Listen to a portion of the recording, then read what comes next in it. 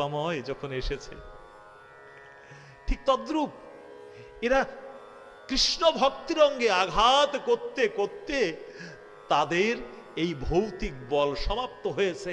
আর ব্যত্রাঘাত সে খেতে খেতে তার মাঝখানে কৃষ্ণ নাম করার এতটুকু পর্যন্ত স্পৃহা বন্ধ হয়নি।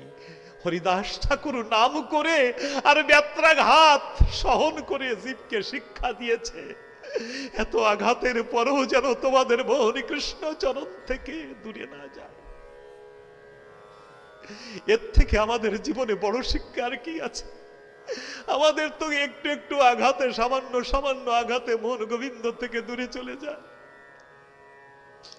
আর হরিদাস ঠাকুর এত আঘাত, এত নির্যাতনের পরে মহাপ্রভুর চরণকে কখনো ভুলেননি।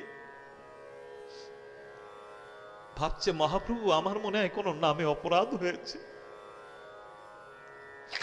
আমার নামে কোনো অপরাধ হয়ে তার জন্য তুমি দণ্ড দিচ্ছ। ঠিক করেছো প্রভু, নাম অপরাধীকে দণ্ড দিতে হয়, তুমি ঠিক করেছো।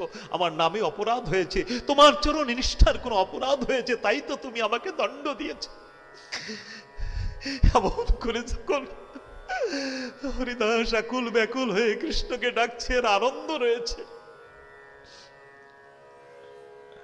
সকলে হরিদাসের দিকে চেয়ে আছে, তারা উঠে যে তাকে কিছু বলবে তাও ক্ষমতা নাই। হরিদাসের কাছে হাত জোর করে বলছে, আমরা তোমাকে যে এত ব্যত্রাঘাত করলাম, এত শতাংশের এক অংশ কোনো জীব সহন করতে পারে না। তোমার মধ্যে কি শক্তি আছে যে তুমি এমনি করে জীবন ধারণ করে রয়েছ, আর তোমার কাছে কোনো কষ্ট নাই?